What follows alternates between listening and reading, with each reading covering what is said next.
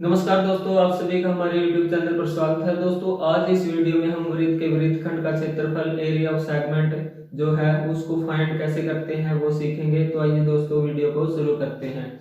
जैसे दोस्तों हमारे पास क्वेश्चन में दिया गया है कि 21 सेंटीमीटर त्रिज्या वाले वृत्त के एक वृत्तखंड का क्षेत्रफल ज्ञात कीजिए जिसका केंद्रीय कोण 120 डिग्री है।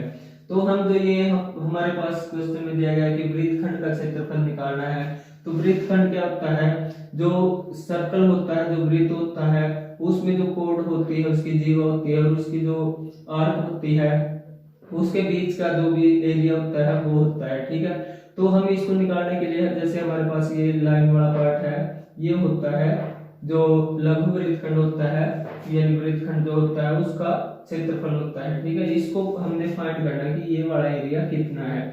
तो इसको फाइंड करने के लिए दोस्तों हम क्या करेंगे, जो हमारे पास सर्कल है जितना इसका केंद्रीय कोण दिया गया है और उसमें जो हमारे पास ये त्रिज्या खंड है, ये जो सेक्टर है, पहले इसका एरिया फाइंड करेंगे। जो ये त्रिज्या खंड है दोस्तों, ये ओ सेंटर से ए बी और यहाँ पे कोई पॉइंट लिख लो पी। ठीक है, ये सारा क्या है, ये त्रिज्या खंड है। तो पहले क्या करेंगे, त्रिज्या खंड का क्षेत्रफल निकाल लेंगे। ठीक है, तो त्रिज्या खंड का क्षेत्रफल निकालने के लिए हमारे पास क्या है, फार्मूला है theta by 360 multiply pi r square. पहले त्रिज्या खंड का क्षेत्रफल निकाल के हमारे पास ये पूरा एरिया, इसका त्रिज्या खंड का एरिया ऑफ सेक्टर है जो वो आ जाएगा। उसके बाद हम क्या करेंगे, जो ये ट्रायंगल है इसका जो एरिया होगा दोस्तों उसको माइनस कर देंगे। जो एरिया ऑफ सेक्टर आएगा, एरिया जो आएगा त्रिज्या खंड का, उसमें से जो ये त्रिभुज होता है उसका क्षेत्रफल को जो है घटा देंगे। तो हमारे पास जो माइनर सेगमेंट है उसका क्षेत्रफल बचेगा। यानी कि हमने क्या करना पड़ेगा, पहले सबसे पहले जो त्रिज्या खंड है यानी जो सेक्टर है पूरा ये, उसका एरिया निकाल लेंगे। उसके बाद जो त्रिभुज है इसका क्षेत्रफल निकाल लेंगे और जो ये त्रिज्या खंड का क्षेत्रफल आएगा उसमें से त्रिभुज के क्षेत्रफल को घटा देंगे। तो हमारे पास आएगा जो लघु वृत्तखंड है यानी माइनर सेगमेंट है उसका क्षेत्रफल आएगा। ठीक है दोस्तों, तो दोस्तों त्रिज्या खंड का क्षेत्रफल निकालने का हमारे पास फार्मूला है थीटा बटे 360 गुना पाई आर स्क्वायर। तो इसको निकालते हैं पहले, theta by 360 into pi r square, theta by 360 multiply pi r square. ठीक है, जो थीटा है दोस्तों वो कोण है, इसका सेंट्रल एंगल है वो 120 डिग्री है।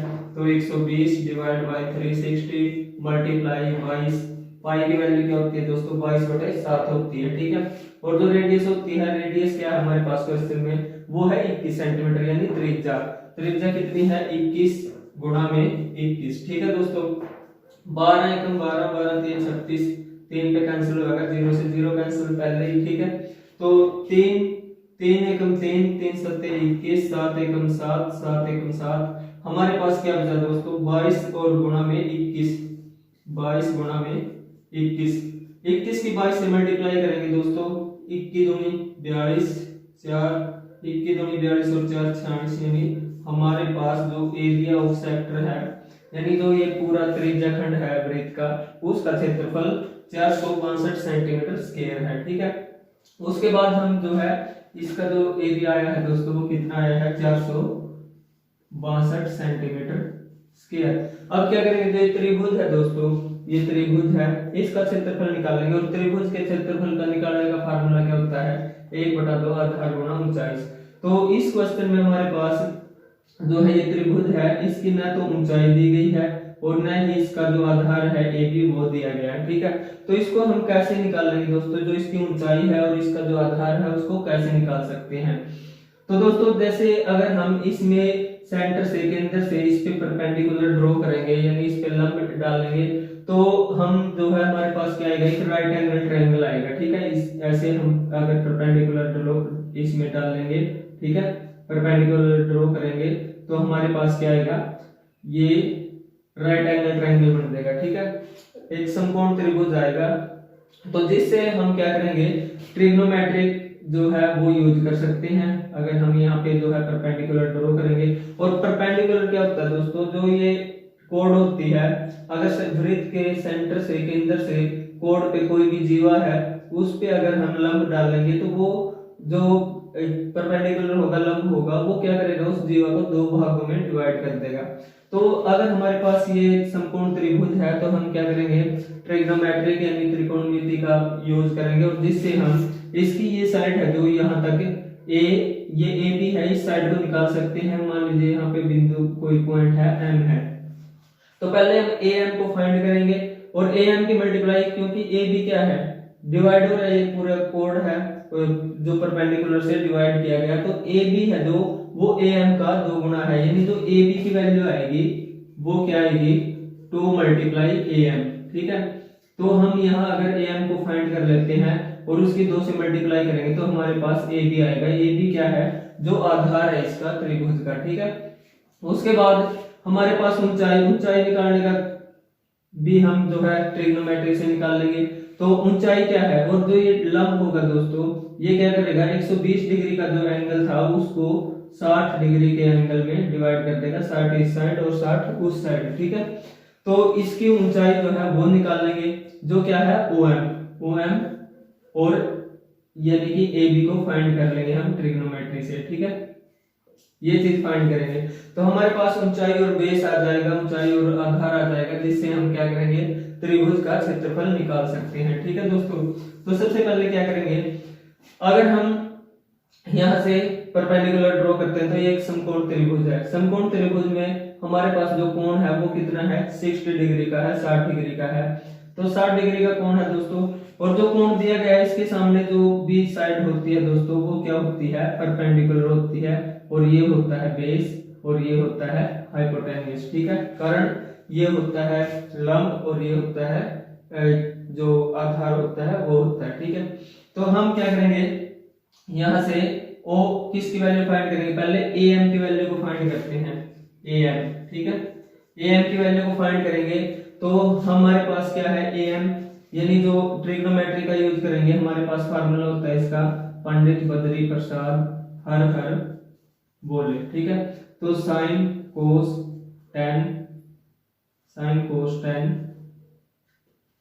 कोसिकेंट सीकेंट और कोट। ठीक है, तो देखो हम कौन सी साइड निकाल रहे हैं ए एम, और जो दी गई साइड है वो है ओ ए। ठीक है, तो हमारे पास जो ए एम है वो क्या है, जो भी एंगल हमने यूज किया है वो 60 डिग्री, ये एंगल जो दिया गया है तो इसके सामने वाला क्या है ये परपेंडिकुलर है, ए एम यानी परपेंडिकुलर है, परपेंडिकुलर, और जो दी गई साइड है वो है ए ओ जो क्या है कर्ण है यानी कि हाइपोटेन्यूज है। तो perpendicular by hypotenuse, perpendicular by hypotenuse. ठीक है, ये क्या हो गया हमारे पास, ये है परपेंडिकुलर बाय हाइपोटेन्यूज। तो क्या है साइन की वैल्यू आएगी यहाँ से, और साइन का एंगल कितना है 60 डिग्री का है, साइन 60 डिग्री। ठीक है, और जो परपेंडिकुलर है वो क्या है ए एम, और हाइपोटेन्यूज है ए ओ, और जो साइन 60 की वैल्यू होती है दोस्तों वो क्या होती है √3/2। तो हम क्या करेंगे ए एम की वैल्यू हमने फाइंड करनी है ए एम, और ए ओ की वैल्यू क्या है 21 सेंटीमीटर है, 21 centimetre is equal to √3/2। Cross multiply करेंगे इसकी, 21 की मल्टीप्लाई करेंगे √3 से, 21 √3, और 2 की मल्टीप्लाई ए एम से करेंगे 2am। ठीक है, 2 मल्टीप्लाई में है इस साइड लेके आएंगे 21 √3 divide by 2 is equal to am। ठीक है, हमारे पास am की वैल्यू आई है। अब ab की वैल्यू कैसे फाइंड करेंगे, ab की वैल्यू क्या है 2 into am है। ठीक है, ab is equal to 2 multiply am, जो हमारे पास am की वैल्यू आई है उसको 2 से मल्टीप्लाई कर देंगे, 21 √3 डिवाइड बाय 2 से कैंसिल करेंगे, हमारे पास जो ए बी आएगी वो 21 √3 सेंटीमीटर आएगी। यानी जो ट्रायंगल है जो ये त्रिभुज है इसका आधार जो है हमारे पास वो आएगा 21 √3 सेंटीमीटर। ठीक है, अब हम फाइंड करेंगे OM, यानी जो इसकी ऊंचाई है त्रिभुज की वो क्या है OM को फाइंड करेंगे। ठीक है, और ये क्या है जो 60 डिग्री का एंगल दिया गया था उसके सामने वाली साइड होती है परपेंडिकुलर, तो ये बेस है, ये साइड फाइंड करेंगे, और जो दी गई साइड है वो OM है, यानी कि ये साइड क्या है बेस है, और बेस बाय में OM क्या है हाइपोटेन्यूज, बेस बाय हाइपोटेन्यूज। ठीक है, और ये क्या है एंगल क्या है 60, जो बेस बाय हाइपोटेन्यूज है वो हमारे पास कोस, और एंगल कितना है 60, कोस 60 डिग्री। ठीक है, तो जो बेस कितना है, बेस हमारे पास है OM को फाइंड करना है, हाइपोटेनस है 21 सेंटीमीटर, AO है 21 सेंटीमीटर। cos 60 की वैल्यू होती है 1/2, ठीक है। जो OM है वो तो हमने क्या करना है, फाइंड करना है। AO की वैल्यू जो दी गई है वो है 21 सेंटीमीटर, 21 1/2। जो OM है वो क्या है, OM is equal to, cross multiply करेंगे, हाँ क्रॉस मल्टीप्लाई करके OM की मल्टीप्लाई 2 से करेंगे, 2OM इज इक्वल टू, और 21 की मल्टीप्लाई 1 से करेंगे 21 आएगा। OM की वैल्यू क्या आएगी, 21/2 आएगी, ठीक है, 21/2 सेंटीमीटर। तो हमारे पास क्या आया, जो ये त्रिभुज है इसका बेस भी आ गया और इसकी ऊंचाई भी आ गई। ऊंचाई क्या है, OM है, और बेस क्या है, 21√3 है, जो इसका आधार है। अब हम क्या करेंगे, इसका क्षेत्रफल निकाल लेंगे। त्रिभुज का क्षेत्रफल 1/2 गुना आधार गुना ऊंचाई, ठीक है, 1/2 आधार गुना ऊंचाई के साथ जो है ये त्रिभुज का क्षेत्रफल निकाल लेंगे। 1/2 आधार कितना हमारे पास, आधार है जो AB है, AB साइड है, वो आई है 21√3, और मल्टीप्लाई जो ऊंचाई है, ऊंचाई OM है, और OM की वैल्यू आई है 21/2, गुणा में कर देंगे, ठीक है। तो 21 की 21 से मल्टीप्लाई करेंगे, 21 का जो वर्ग होता है वो 441√3, और 2 की 2 से मल्टीप्लाई 4, ठीक है। तो अगर हमारे पास अब ये जो क्षेत्रफल आया है ये इसका त्रिभुज का क्षेत्रफल है। अब इस त्रिभुज के क्षेत्रफल को पूरा जो ये त्रिज्याखंड है, सेक्टर है, इसमें से माइनस करेंगे तो हमारे पास क्या आएगा, लघु वृत्तखंड का क्षेत्रफल आएगा। जो त्रिज्याखंड का क्षेत्रफल है उसमें से माइनस करेंगे, जो ये त्रिभुज है इसका क्षेत्रफल को माइनस कर देंगे, ठीक है। तो त्रिज्याखंड का क्षेत्रफल हमारे पास क्या था दोस्तों, वो था 462 में से जो त्रिभुज का क्षेत्रफल है, जो पूरा ये त्रिज्याखंड था इसका क्षेत्रफल हमारे पास 462 था, और जो ये त्रिभुज है, त्रिभुज का जो क्षेत्रफल है हमारे पास 441/3/4 है। इसको माइनस कर देंगे, 441/3 डिवाइड में 4, ठीक है। ये क्या है, ये क्षेत्रफल है जो लघु वृत्तखंड का यानी माइनर सेगमेंट का जो क्षेत्रफल है वो 462 - 441/3/4 है, ठीक है।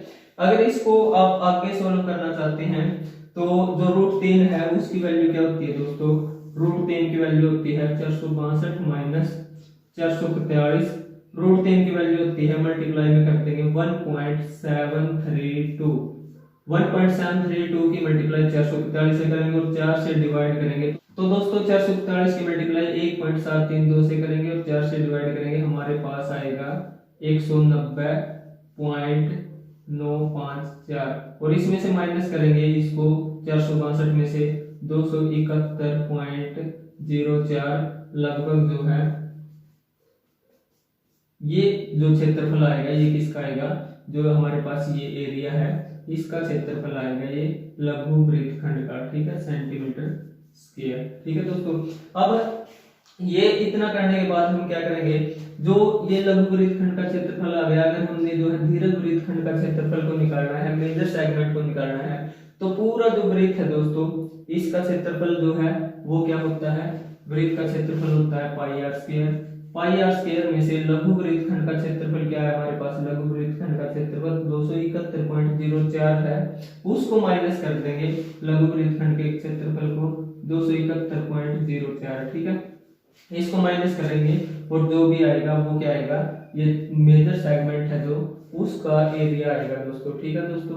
तो दोस्तों ये जो वृत्त का क्षेत्रफल है ये आप कर लेंगे खुद, ठीक है, और उसमें से माइनस करेंगे 271.04, तो जो भी एरिया आएगा वो दीर्घ वृत्तखंड का आएगा, ठीक है। तो दोस्तों ये वीडियो आपको कैसी लगी, अगर अच्छी लगी हो तो वीडियो को लाइक कीजिए, शेयर कीजिए और चैनल को सब्सक्राइब जरूर कीजिए दोस्तों। जय हिंद, जय भारत।